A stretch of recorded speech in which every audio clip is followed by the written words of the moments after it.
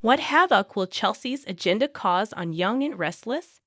And then there was Nikki and Phyllis playing with fire, and Adam's dastardly plan. Young and Restless has devolved into a series of episodic stories about people who are always changing jobs or discussing their careers.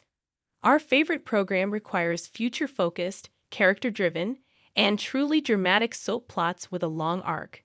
Nikki and Phyllis' alliance against Diane provides interesting/entertaining fodder. But the authors need to provide more substance than just the bickering characters. Observations on the past 7 days.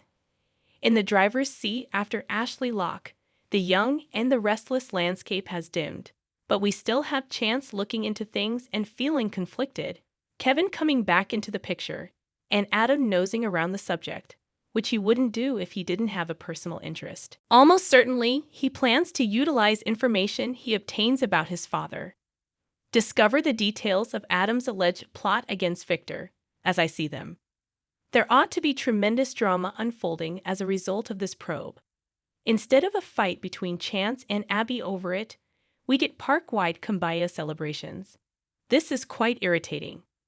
Since no one believes any of the Newmans will be arrested, this information is useless unless Adam uses it to propel new storylines, or if they do, it will be short-lived. Taking a rash action additionally, Jack's sudden offer of employment at Jabot caught Adam, and us, and Billy, off guard.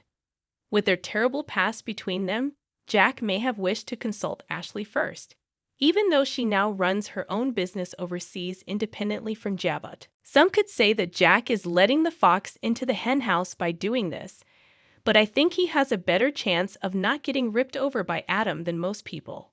Risking serious injury. A warning from Billy to his ex-lover Phyllis about the dangers of getting into a fight with her archenemy, Diane, was unmistakable foreshadowing. Phyllis's advice to Nikki to speak up or shut up was sound.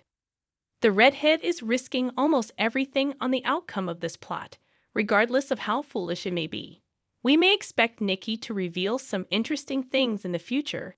The talk's Natalie Morales guest stars as a reporter investigating Diane's background. A second possibility is that Nikki and Phyllis are so eager to bring down Diane that they aren't considering the consequences for themselves. There's always a possibility of getting burned if you play with fire. Tension between the president and Winters. This conflict is a touch flat, but the trailer for next week shows Devin and Nate going at it again with higher voices. Since neither Devin nor Nate is acting particularly likable at the moment, and it makes little difference whether they wind up working together or not, the audience has little reason to care how things turn out.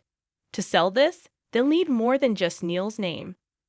Sally's confession that she never planned to meet with Imani confirmed Elena's worst suspicions about the latter. Nate, however, was not interested in listening.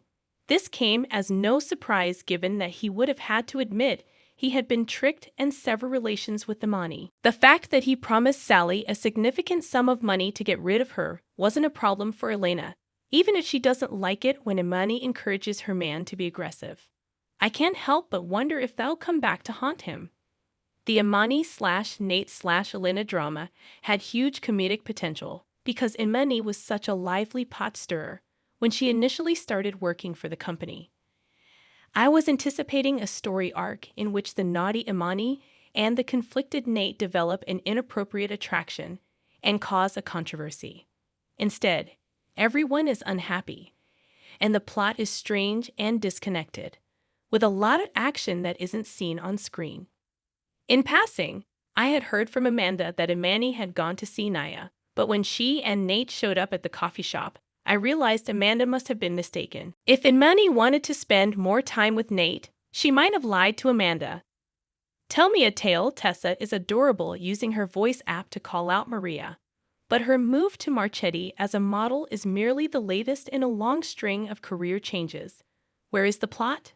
Musical jouts have been going on for a long time now instead of plots. And the best we can hope for is that the authors are repositioning all of these characters in order to begin a fresh chapter of soapy awesomeness. Now starts the scam. The way Chelsea persisted in getting Billy to arrange a play date for Johnny is what first drew my attention to her. Billy was moved to the point where he agreed to confront Victoria when she broke down in tears.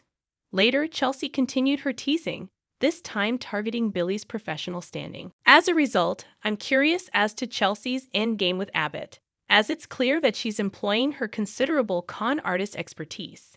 My best guess is that she has designs on Billy and has decided that the best way to get him is to undermine his personal relationship with Lily by causing stress in their working relationship and to encourage bonding playdates between Johnny and Connor. Is it possible that she would encourage him to step down from his current position as COO? Undoubtedly, Chelsea's stirring will proceed. In the future, we must ask, will she make a mistake? Yes, please.